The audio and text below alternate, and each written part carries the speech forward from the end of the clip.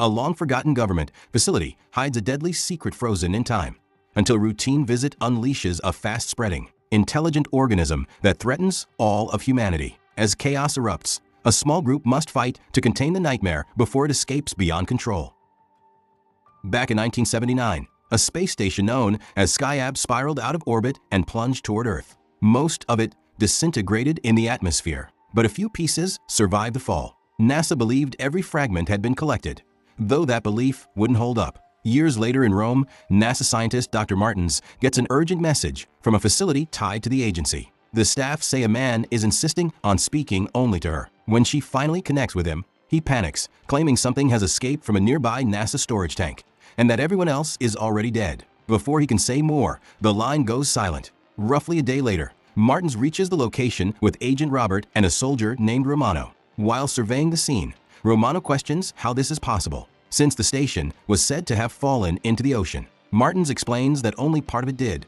Another section ended up near this area, where a local man discovered a tank and even put on display outside his home. Robert assumes the container is empty, but Martins reveals it once held a dangerous parasitic fungus, one capable of adapting to different hosts. Suited up, they begin their search and eventually find the tank. Nearby objects, like a potato and cleaning liquid, suggest the man may have tried to wash it. Examining the container under a microscope, Martins notices a strange green residue. With Robert's help, she realizes the organism feeds on living hosts to survive. As she leans in closer, it suddenly releases a puff of gas, making them jump. At the same time, Romano discovers a corpse and calls them upstairs. But unnoticed by all of them, a small portion of the organism has already slipped free and reached the ground. It doesn't take long before they discover the organism has slipped inside Martin's boot and is burrowing into her foot. Reaching the rooftop, they are met with a horrifying sight.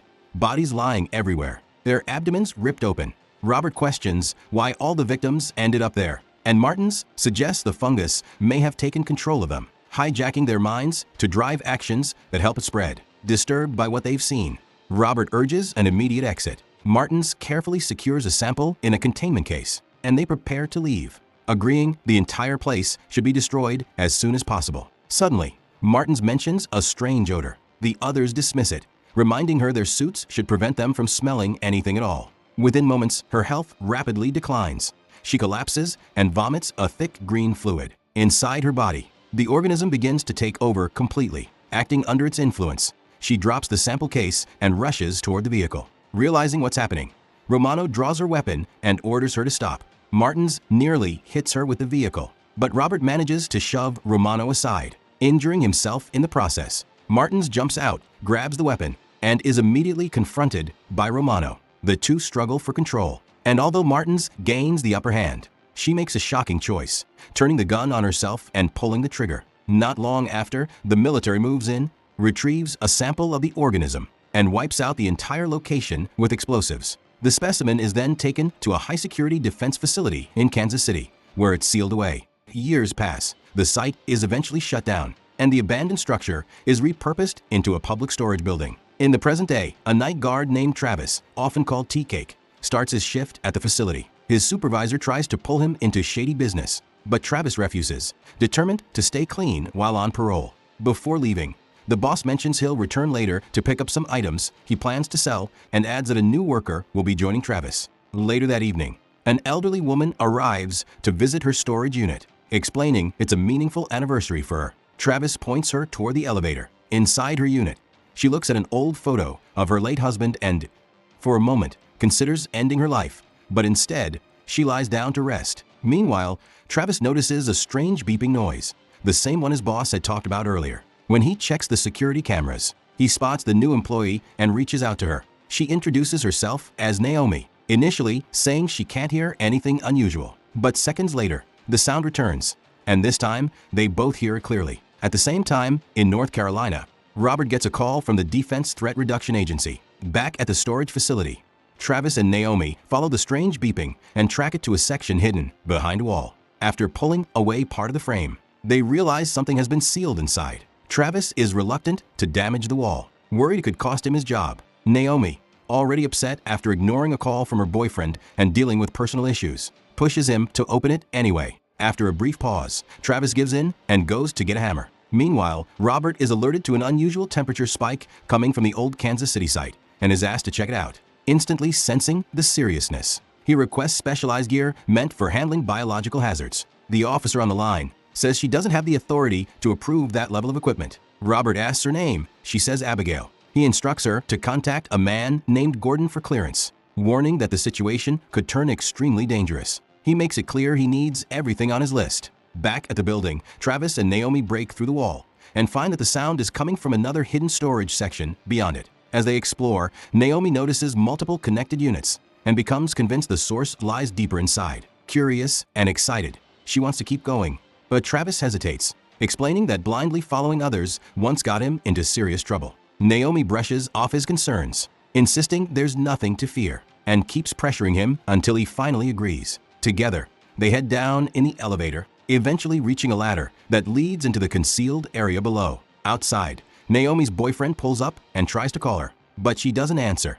While leaving a voicemail to apologize, he notices something moving inside his car's trunk. When he opens it, a cat he thought was dead suddenly leaps out, its face partially destroyed. The animal releases a strange substance, then climbs onto a nearby antenna and violently impales its own head. Seconds later, its body explodes, splattering infected fluid onto the man and nearby animals. At the same time, Travis and Naomi reach the hidden room where the signal is coming from. Inside, they discover a disturbing sight. Several rats fused together by their tails, their bodies overtaken by a spreading fungus. Naomi points out that it looks like a rat king. Unnerved, Travis insists they leave immediately, and this time Naomi agrees without argument. Meanwhile, Robert is on his way to Kansas City when Abigail contacts him again. She explains that she couldn't erase his involvement from official records and was unable to reach Gordon. He passed away over a year ago. The operation is now being handled by Lieutenant Jurek. Jurek downplays the situation, claiming the facility has been sealed for years and poses no risk. Robert strongly disagrees, warning that even a slight rise in temperature could compromise the system and allow the organism to escape. Although doubtful, Jurek allows Robert to join the mission out of respect for Gordon. Their exchange quickly turns tense, as it becomes clear they don't see eye to eye. Realizing the threat isn't being taken seriously, Abigail secretly calls Robert from her personal phone. He tells her the officials have no idea how dangerous the organism truly is and asks for her help outside official channels. When Jurek approaches, Abigail pretends she's on a personal call until he walks away. Before hanging up, Robert urges her to contact another agent, Romano, and pass along a specific list of equipment, emphasizing that one particular item is critical. Back at the storage facility, Travis and Naomi come out of the hidden area and are surprised to see a deer wandering inside.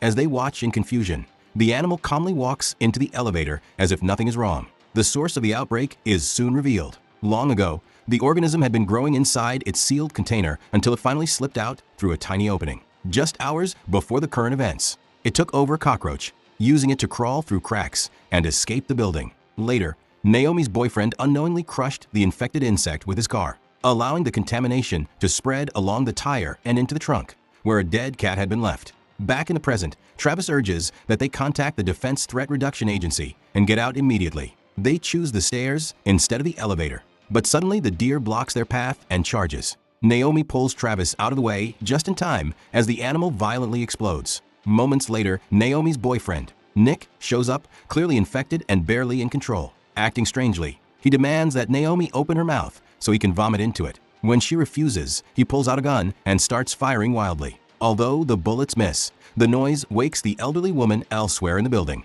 Travis and Naomi run through the storage units and hide inside one of them. They can't fully shut the door before Nick arrives nearby, so they stay completely silent while he searches. A small object drops, but Travis quickly hides it. After Nick seems to move away, Travis accidentally knocks into something, creating a loud sound. He quickly tries to close the door as Nick returns, catching Nick's fingers and crushing them in the process. Realizing they need help, Naomi decides to contact the Defense Threat Reduction Agency. Meanwhile, Robert reaches Kansas City, where Romano picks him up. She tells him she has managed to gather almost everything he requested, except for one critical item they still need to retrieve from her home. While on the road, Robert gets a call from Abigail, who informs him that someone from the storage facility has reached out to the agency. She connects him directly to Naomi. Robert quickly asks what's going on, and Naomi explains the terrifying situation inside the building. He tells her to stay steady and reassures her that help is already on the way. As Naomi and Travis wait, they hear a vehicle pulling up outside.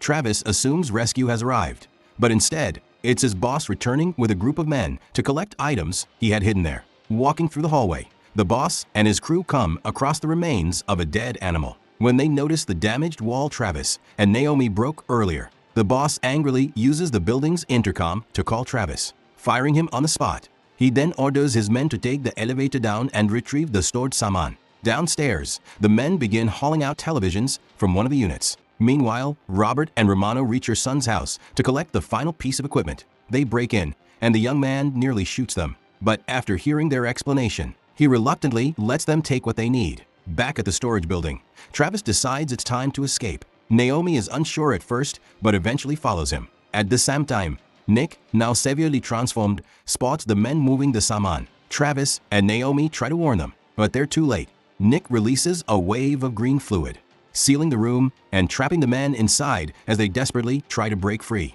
He then turns his attention to Travis and Naomi and starts chasing them. In the middle of the pursuit, the elderly woman suddenly appears and fires at Nick. The moment the shot hits, his body violently bursts apart. Hearing the gunfire, the boss grabs his weapon and heads toward the noise. Travis helps the old woman make her way out of the building and discards the gun before she leaves. Outside, another man, who had already loaded up stolen items, drives off. Inside, Travis comes face to face with his boss and warns him to avoid stepping on the strange fungal growth spreading across the floor. At that moment, the infected men trapped inside the storage unit start banging on the door, yelling to be let out. Travis warns his boss not to open it, but he refuses to listen and orders the door to be unlocked. As the boss moves forward, he slips on the floor and accidentally fires his gun, grazing Travis's arm. Furious, he points the weapon at him and threatens to shoot again if he doesn't cooperate. Travis acts like he's giving in, but instead secures the unit, keeping it shut. Right then, Naomi shows up with a fire hose, catching the boss off guard. Using the distraction, she and Travis manage to escape. Outside, they're suddenly stopped by Robert. He rushes them to his vehicle, hands them protective suits along with a gun, and explains his plan to destroy the entire facility using a nuclear device. He says it's the only way to completely wipe out the organism. Naomi struggles to hear clearly after a gunshot near her ear, but Robert continues, explaining that the blast will stay contained underground, destroying everything within a limited range without spreading contamination. Their task is to carry the device below and activate it. Once the timer starts, they'll have only 9 minutes to get out, while Robert remains outside to prevent anything infected from escaping. Back inside, the boss forces the trapped men to hand over the key left in the room. When he finally opens the door, a strong stench hits him. One of the men tries to run but slips on the spreading fungus and quickly becomes infected. The boss, now desperate, threatens the rest at gunpoint and forces them to move ahead of him. Seconds later, one of the women says she feels unwell. Then, without warning, her head violently bursts. Outside, Naomi and Travis head back into the building while Robert disables nearby vehicles to stop anyone from fleeing. An infected man suddenly runs out, and Abigail detects his heat signature, warning Robert. Before he can react properly, more infected appear behind him. He turns too quickly, worsening his injured back, fires erratically, and collapses after taking one of them down. Meanwhile, Naomi and Travis reach the lower level and find the fungus spreading rapidly through a damaged pipe system. If it keeps growing, it could reach the Missouri River. When they open the nuclear device, they realize the countdown has already begun and only 5 minutes remain. Outside, the infected man approaches Robert again. He manages to shoot him, then tries to aim at the boss, but the boss narrowly avoids the shot. At that exact moment, the device starts failing, and the timer suddenly drops to just 1 minute. The boss steps outside and realizes Robert has run out of ammunition. Suddenly, the infected man begins moving again, forcing the boss to fire multiple shots at him. Just as he's about to finish Robert off, Romano arrives and shoots the boss after noticing Robert's signal. Inside, Naomi and Travis continue their escape but run into another infected woman. She turns toward them, weakly asking for help.